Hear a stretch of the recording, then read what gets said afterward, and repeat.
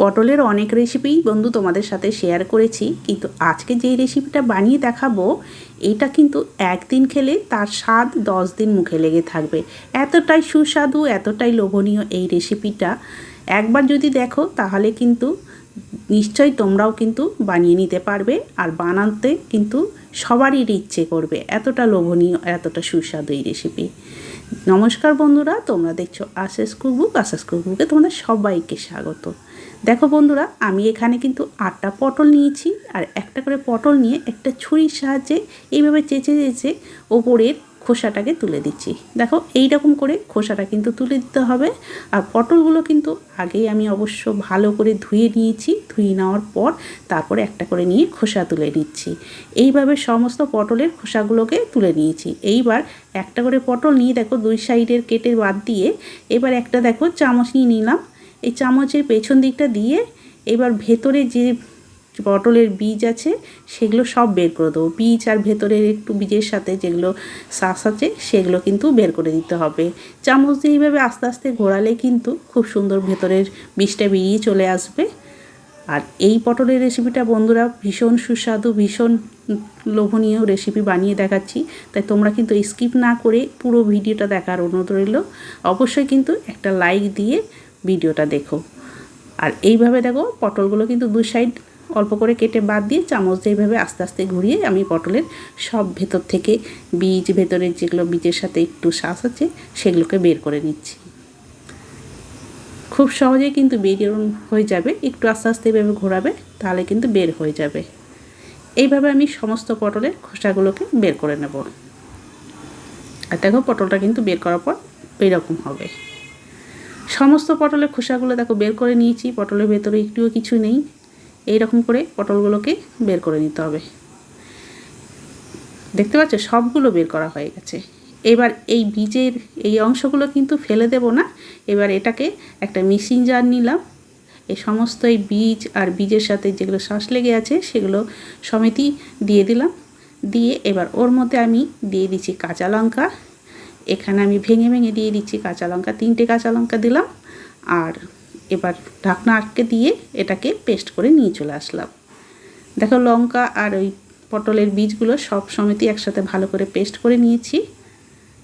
আর এই বীজটা কিন্তু খেতে ভীষণ ভালো হবে, তাই এই বীজটা কিন্তু ফেলে দেবো না, তাই এটা পেস্ট করে নিলাম। এবার গ্যাস ধরে একটা ননস্টিকের ফ্রাইং প্যান বসিয়ে দিচ্ছি। অল্প সামান্য সাদা তেল দিলাম। খুব বেশি তেল না, 2 চামচ মতো হবে সেরকমই তেল দিয়েছি। তেলটা যেই গরম হয়ে গেছে গ্যাসের হিটটা মিডিয়াম টু লো করে দিয়ে যে পটলগুলো আমি কাটলাম সেগুলোকে দিয়ে দিলাম। আর এর মধ্যে অল্প সামান্য লবণ দিয়ে দিলাম। দিয়ে এবার নাড়াচাড়া করে পটলগুলোকে ভাজা ভাজা করে নেব। লবণটা দিলে ভেতরে এর সাথে লবণটাও যাবে, তার সাথে একটু নরমও হবে, তাড়াতাড়ি একটু সেদ্ধ সেদ্ধ হয়ে যাবে। আর এটা নাড়াচাড়া করে ভালো করে পটলটা ভেজে নিতে হবে। গ্যাসের হিটটা কিন্তু মিডিয়াম টু লোয়ে করেছি, তাই মাঝে মাঝে এভাবে নাড়াচাড়া করে পটলগুলো একটু হালকা করে ভেজে নেব। দেখো নাড়াচাড়া করে এবার পটলগুলোকে আমি ভেজে নিয়েছি হালকা করে। দেখতে পাচ্ছ পটলগুলো এরকমই ভাজতে হবে। সেদ্ধ হয়েছে অথচ সুন্দর একটা ভাজা হয়েছে, ভাজার রং ধরেছে। এইরকমই পটলগুলোকে ভাজা ভাজা করে নিতে হবে। এবার আমি একটা একটা করে পটলগুলো তুলে নিচ্ছি। এর থেকে আর বেশি ভাজবো না, এইরকমই কিন্তু ভাজা রাখতে হবে।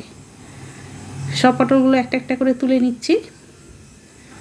তুলে নেওয়ার পর এর মধ্যে আমি আরও একটু তেল দেবো। আর দেখো ভাজাটা কিন্তু এই রকমই করতে হবে। আরও অল্প সামান্য তেল দিয়ে দিলাম। এইবার ওর মধ্যে দিয়ে দিচ্ছি গোটা জিরে। এখানে আমি হাফ চামচ নিয়েছি, হাফ চামচ গোটা জিরে দিয়ে দিলাম।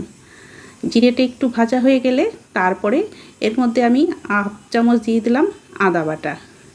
দিয়ে জিরে আর আদাটা একটু নাড়াচাড়া করে ভেজে নিচ্ছি যাতে আদার কাঁচা গন্ধটা চলে যায়।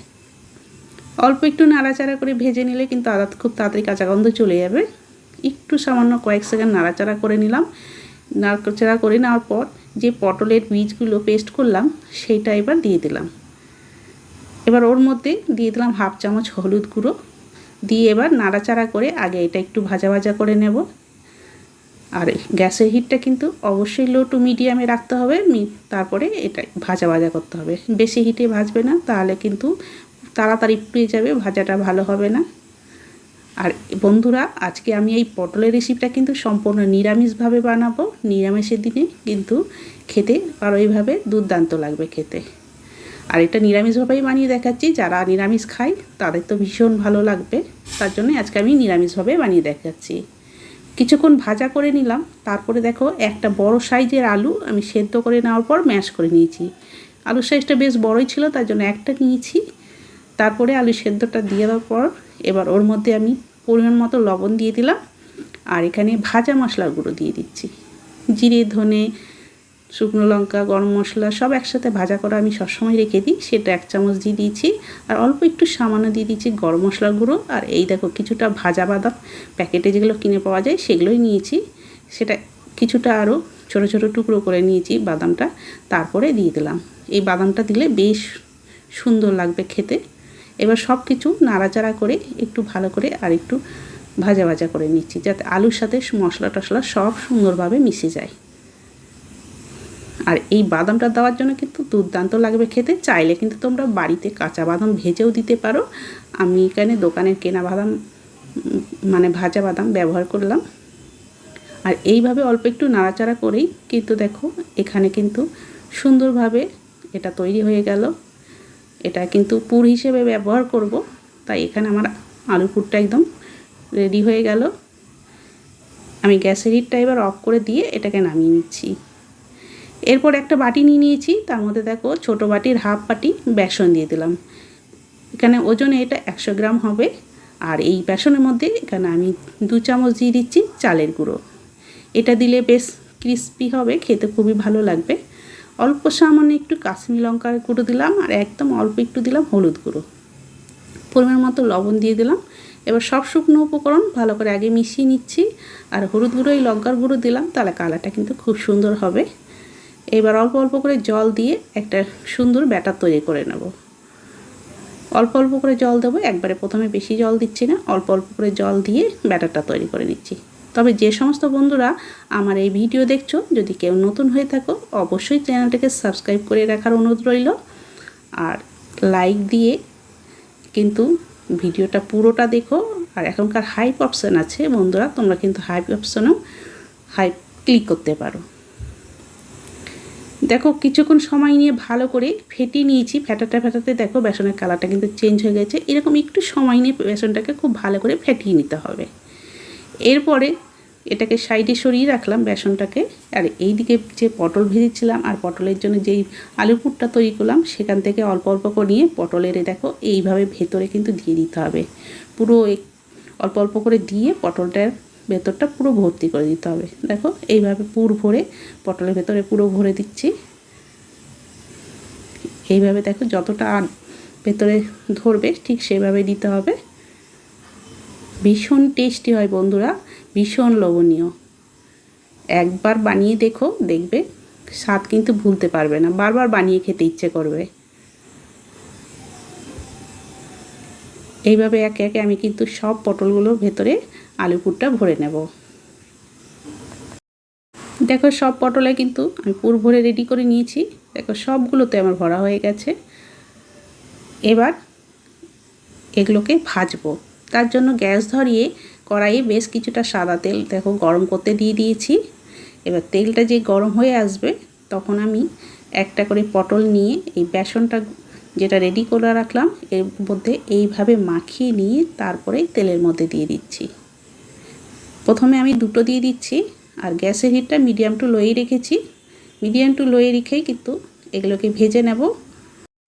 কিছুক্ষণ এইভাবে রেখে দেওয়ার পর যখন একদিক ভাজা হয়ে যাবে তখন এরকম একটা ছান্তা নিয়েছি, ছান্তা দিয়ে আস্তে করে উল্টে দেব।